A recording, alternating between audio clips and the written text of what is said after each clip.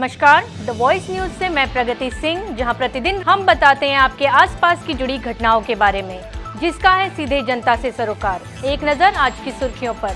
वलसाड शहर में नगरपालिका द्वारा केवल संपत्ति कर पर 10% रियायती देने और ब्याज दंड लगाने के फैसले के खिलाफ विपक्ष के पूर्व नेता ने प्रशासक और मुख्य अधिकारी के सामने आपत्ति जताई है। उन्होंने यह दावा किया कि विकास कार्य नहीं हो रहे हैं और कर में बढ़ोतरी की जा रही है। वलसाड में अक्टूबर से हर महीने 1.5% दंड वसूलने का निर्णय लिया गया है, जिसका विपक्षी नेता ने विरोध किया है। प्रशासक के शासन में बार बार कर बढ़ाने की योजना पर उन्होंने नाराजगी व्यक्त की। इसके साथ ही उन्होंने यह भी आरोप लगाया कि जनहित के कार्य नहीं हो रहे हैं। 23 सितंबर 2024 को पानी और सीवरेज टैक्स में की गई वृद्धि के खिलाफ भी आपत्ति जताई गई थी।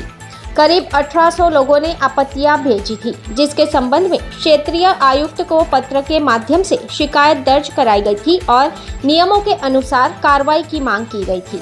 इसके बावजूद कर बढ़ाने पर विपक्षी नेता गिरीश देसाई ने कर वृद्धि की सार्वजनिक घोषणा का विरोध किया और अपनी आपत्ति दर्ज कराई। दी वॉइस न्यूज के लिए वलसाड से ओलिवर ठक्कर की रिपोर्ट। वलसाड नगरपालिका द्वारा तारीख 18/12/2024 થી જાહેર નિવેદન દ્વારા એવું પ્રસિદ્ધ કરવામાં આવ્યું છે કે મિલકત વેરા ઉપર 10% વળતર અને દર માસે 1.5% વ્યાજ લેવાની જાહેરાત કરી છે અને જે અંગે વાંધા સૂચનો મંગાવ્યા છે, જે બાબતે અમે અમારો વાંધો રજૂ કર્યો છે।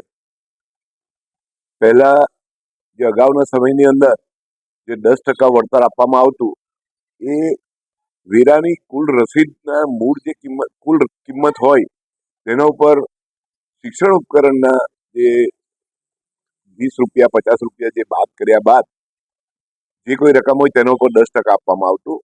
જ્યારે હવે નગરપાલિકાએ આ વહીવટદાર અને ચીફ ઓફિસરે એવો કંઈ જાહેર નિવેદન બહાર પાડ્યું છે કે ફક્ત મિલકત વેરા ઉપર જ 10% આપવામાં આવશે, જેનો અમારો સખત વાંધો છે।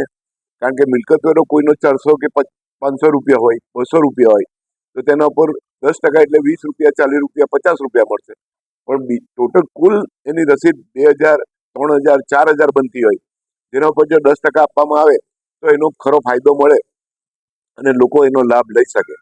બીજું કે દર માસે 1.5% જે વધારો એ લોકો સૂચવે છે એમાં પણ સખત વાંધો છે। કારણ કે આ વિસ્તારની અંદર મજૂરી કરવાવાળા આદિવાસી લોકો, ગરીબ લોકો, અમુક ધંધાદારી લોકો, જેઓને તાત્કાલિક આ વેરો ભરવો એ અસહ્ય થઈ પડે છે। કારણ કે ઘણા લોકો સામાન્ય રીતે 31 માર્ચ પહેલા ભરવાનો પ્રયત્ન કરે છે અને આ જે તમે 1.5% દંડ વસૂલવાની વાત કરો છો એ ખોટી છે। એવો કોઈ પણ દંડ હોઈ નહીં શકે, કારણ કે તમે માંગણા બિલ જ તમે તો આપો છો, સમયસર માંગણા બિલ આપી શકતા નથી અને માંગણા બિલ આપી શકતા નથી એટલે પેલા મિલકત ધારકને કેટલો વેરો ભરવાનો છે તેનો પણ ખ્યાલ આવતો નથી। તમે કોઈ પણ વખત એવું નથી બન્યું કે એપ્રિલ મે 2 માસની અંદર તમે માંગણા બિલ મિલકત ધારકોને આપ્યા।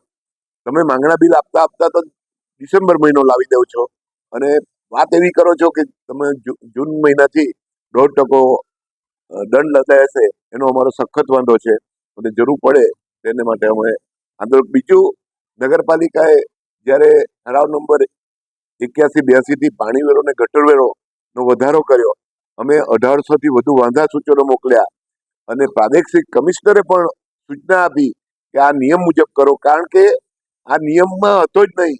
જે વેરો 1 એપ્રિલે ચાલુ નવા વર્ષથી વધારવો જોઈએ, જેને સપ્ટેમ્બર મહિનામાં એ વધારો આપ્યો છે એ ખોટો આપ્યો છે। આ વર્ષે જે વધારો લઈ રહ્યા છે તે પણ ખોટો લઈ રહ્યો છે। એ તમામનું એમણે રિફંડ આપવું પડશે।